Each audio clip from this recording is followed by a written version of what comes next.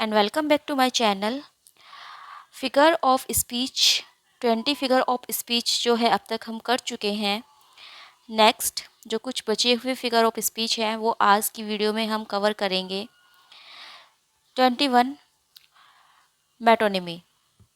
Metonymy जो figure of speech होता है इसमें एक ऑब्जेक्ट को is designated by the name of something which is generally associated with them. मतलब कोई ऑब्जेक्ट लिया जाता है किसी से एसोसिएट से। जैसे कोई मतलब मान लीजिए किंग्स है, किंग के लिए जो है क्राउन यूज़ कर लिया जाता है। यानी कि किसी भी चीज़ के लिए उसका कुछ और नाम यूज़ कर लिया जाता है जो उससे एसोसिएट हो। ऐसा नहीं कि उससे मतलब कुछ भी कर लिया, उसे एसोसिएट होना चाहिए। जैसे क्राउन है, क्राउन किंग से एसोसिएट होता है। क्राउन कौन पहनते हैं? किंग्स पहनते हैं। तो किंग्स ना यूज़ करके क्राउन यूज़ कर लेते हैं, तो डेट इज़ मेटोनमी। जैसे एडवोकेट, एडवोकेट ब्लैक कोट पहनते हैं तो ब्लैक कोट यूज़ कर लिया एडवोकेट की जगह, तो that is metonymy. Sword, warrior, sword जो है वैरियर के लिए यूज़ होता है और पेन जो है ऑथर के लिए यूज़ होता है। तो स्वॉर्ड जो है वैरियर के लिए और पेन जो है ऑथर के लिए यूज़ होता है, तो यहाँ पर जो है मेटोनमी होगा। जैसे एक सेइंग भी है कि the pen is mightier than the sword, तो वहाँ पर जो है मेटोनमी है कि जो पेन है वो स्वॉर्ड से ज़्यादा ताकतवर होती है। लैब कोट्स, साइंटिस्ट, साइंटिस्ट क्या पहनते हैं? लैब कोट्स पहनते हैं। तो अगर हमने साइंटिस्ट ना यूज़ करके लैब कोट्स लिख दिया तो मेटोनमी। द बेंच, द जज, जज के लिए बेंच का यूज़ कर लिया।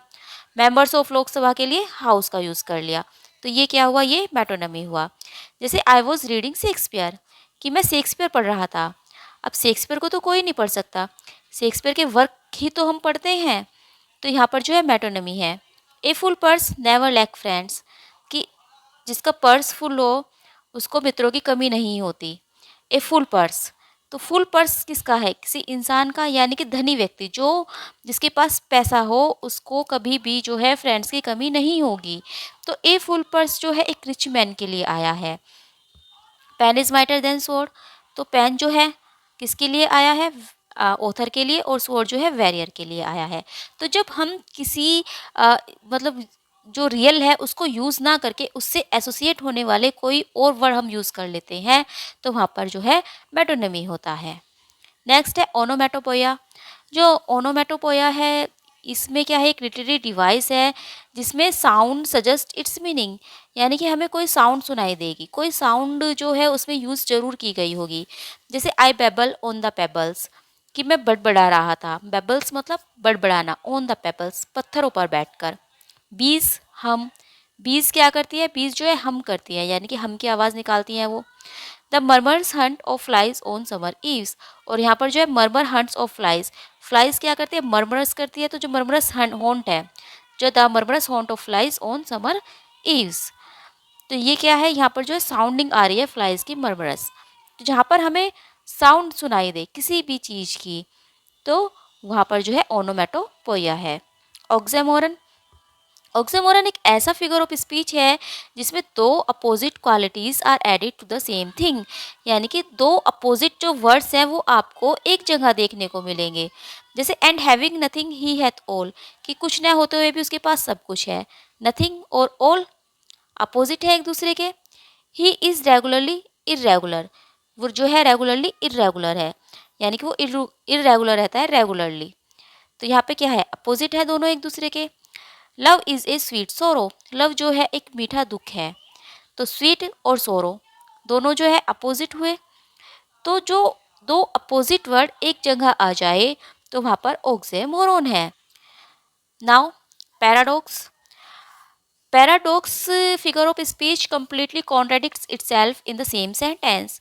जो फिगर ऑफ स्पीच है वो एक ही सेंटेंस में एक दूसरे से कॉन्ट्राडिक्ट होगा, यानी कि एक दूसरे से बिल्कुल अपोजिट होगा।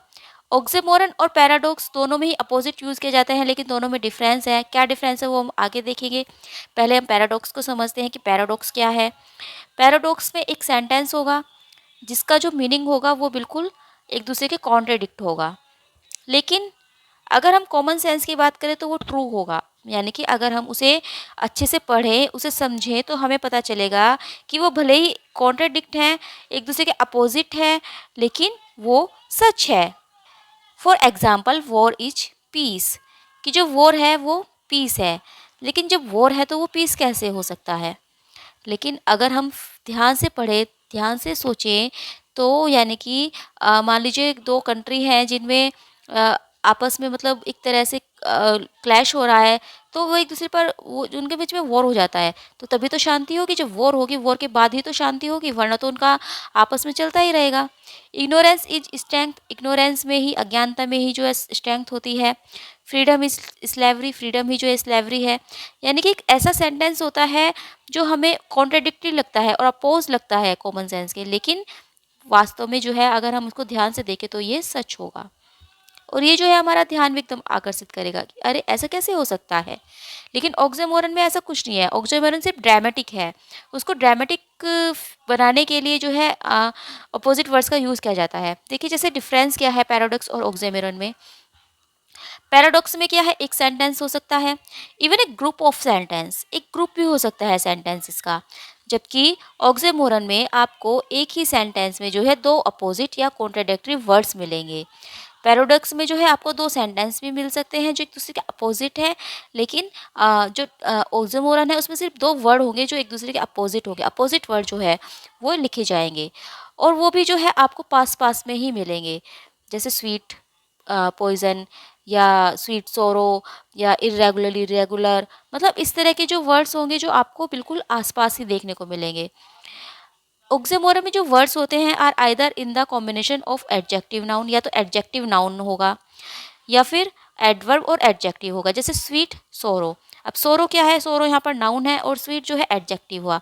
स्वीट सोरो को डिफाइन कर रहा है, सोरो की जो है क्वालिटी बता रहा है, तो यहाँ पर जो है स्वीट एडजेक्टिव है और सोरो नाउन है। तो जो ऑक्सीमोरन सेंटेंस होंगे उसमें आपको एडजेक्टिव नाउन या फिर एडवर्ब और एडजेक्टिव एक जगह देखने को मिलेंगे, जबकि पैराडॉक्स में ऐसा नहीं होता। और पैराडॉक्स की सबसे इंपॉर्टेंट बात है कि ये अरेस्ट अटेंशन, कि ये अटेंशन खींचता है अपनी ओर, एंड प्रोवोक्स इनोवेटिव थॉट, और हम उस सेंटेंस को पढ़कर जो है सोचेंगे कि how can be this possible. Oxymoron जो है सिर्फ एक ड्रामेटिक इफेक्ट क्रिएट करता है। जैसे I must be cruel only to be kind, अब अगर हम इसको पढ़े, I must be cruel only to be kind, कि मुझे काइंड होने के लिए क्रूएल होना पड़ेगा, तो ये सेंटेंस जो है हम एकदम से सोचेंगे कि ऐसा कैसे हो सकता है, लेकिन अगर हम ध्यान से सोचेंगे तो हमें समझ आएगा कि ये सच हो सकता है, it can be true, it is possible. तो ये जो है पैराडॉक्स है। और ऑक्सीमोरन क्या है, ऑक्सीमोरन का मतलब भी होता है ऑक्सी प्लस मोरन, ऑक्सी का मतलब होता है शार्प और मोरन का मतलब फुलिश, तो दोनों ही अपोजिट हुए एक दूसरे के। जैसे this is a genuine imitation Rolex watch, अब जेन्युइन भी और इमिटेशन भी दोनों एक जगह आ गए हैं। जेन्युइन जो मतलब सही होता है और इमिटेशन जो नकल होती है, यानी कि ये एक जेन्युइन इमिटेशन है एक रोलेक्स वॉच का, तो यहाँ पर ऑक्सीमोरन है। Nobody goes to that bar anymore. It is too crowded. Nobody goes to that bar anymore. कि अब जो है उस बार में कोई भी नहीं जाता. It is too crowded, क्योंकि इसमें बहुत क्राउड रहती है। अब सोचने वाली बात है कि जब उसमें कोई जाता ही नहीं तो फिर वो क्राउड कैसे रही, उसमें भीड़ कैसे हुई। तो लेकिन जो बोल रहा है, यानी कि जो इस सेंटेंस को कह रहा है, अकॉर्डिंग टू हिम, कि वो या फिर उसका कोई रिलेटिव या फिर उसका कोई फ्रेंड वो उस बार में नहीं जाते, just because it is too crowded, और लोग तो आते ही है ना। तो this is paradox. Personification, personification जो है एक ऐसा फिगर ऑफ स्पीच है जिसमें किसी लाइफलेस ऑब्जेक्ट को या किसी ऑब्स्ट्रैक्ट एब्स्ट्रैक्ट जो आइडिया है उसको एज ए लिविंग पर्सन दिखाया जाता है, यानी कि ऐसे पर्सन दिखाया जाता है जिसमें कि लाइफ हो। जैसे opportunity knocking the door but once, opportunity knocks the door but once, यहाँ पे नॉक्स होना चाहिए। तो जो अपॉर्चुनिटी है वो केवल एक ही बार दरवाज़ा खटखटाती है।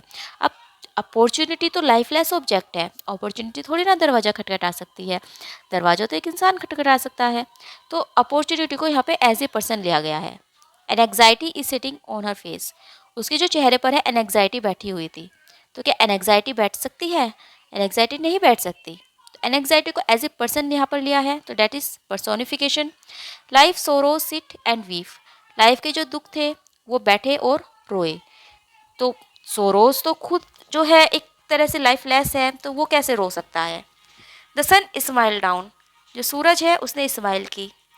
तो ये सब क्या है, लाइफलेस है सब, लेकिन इनको एज ए पर्सन लिया गया है, क्योंकि हंसना, रोना, बैठना, नोक करना, ये सब कौन करता है, ये सब एक जो है इंसान करता है, ह्यूमन बीइंग करता है।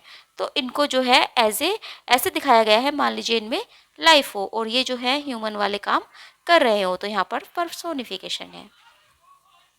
पन, पन ए प्ले अपॉन वर्ड्स, शब्दों का खेल।